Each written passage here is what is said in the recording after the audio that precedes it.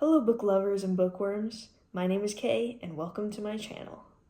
For my very first video, I'm going to try to explain to you guys why you should pick up this fantastic book, Gardens of the Moon by Steven Erikson. Now, I'm not new to the fantasy genre, and honestly, if you've spent any amount of time on BookTube, you've probably heard of the Malazan Book of the Fallen. But don't you worry, I was a little intimidated, but it is so worth the plunge and the risk. This book is definitely a chunker, but it is more than just a doorstop. It is the beginning to a whole new world of fantasy. So why should you pick up this book? Well, I'll give you a couple good reasons why. First of all, the characterization and development is next level. If you enjoy Robin Hobb, if you enjoy Guy Gavriel Kay, if you enjoy George R.R. Martin, I think even if you enjoy Robert Jordan, you would probably enjoy this book. This book is like the Song of Ice and Fire on steroids. Don't get too attached to characters, but also be willing to follow each character and each point of view. And honestly, that's the top thing for me is the characters. It switches points of view quite a few times within one chapter, but every point of view is solid, well-rounded, and adds an extra layer to this book series. Think of it this way. One of the characters' names is Whiskey Jack, another is Tattersail.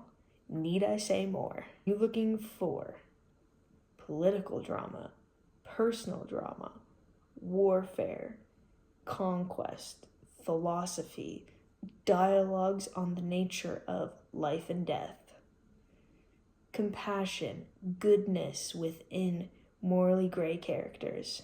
This is the book for you. Another thing that I just have to tell you about is the lore. Are you ready for hints of Greek mythology? The insinuation of gods controlling the narrative, then you should pick up this book for sure. Other than that, the more you read, the more you want to know. I can honestly say after the first 100 pages, I was hooked. It does take a little bit of research, it does take a little bit of time, but it is well worth your wait and well worth your effort. I definitely recommend, before hopping into this series, checking out the links that I put down below to videos of amazing booktubers who help lay out the continents, the landscape, and the world of Malazan. And I give all the credit where credit is due to them, because they definitely helped give me a tool belt for this amazing journey. Now let's look at the flip side.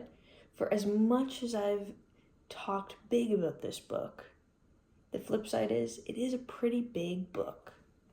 This copy here is easily 484 pages, and it does take a lot of time and a lot of focus. And it is even a book that I would probably say is not for beginners in the fantasy genre. I would recommend giving yourself some time to ease into this genre before trying to take on this challenge. That's been my personal experience, at least. And please remember that this is my personal opinion. You are more than welcome to start this series at any point in time. And who knows, if this is your first time into the fantasy genre, what a splash you're making. So, if I haven't given you enough reasons to pick it up, I don't know what more I can say. But please keep in mind that this book probably isn't for everyone, and it's okay if you try it and it's not for you. Maybe this isn't the right time for you, and you can always pick it up at a different point in time. And that's really my encouragement, is give it a shot. If you like complex plots, complex characters, if you like to be a detective, if you like to do a little bit of research, if you have experience in the genre, I say go for it. And if not, that's okay too. Thanks for listening to my review. And honestly, this is just the beginning. So please subscribe if you like, or even just leave a comment. Thanks, and have a good day.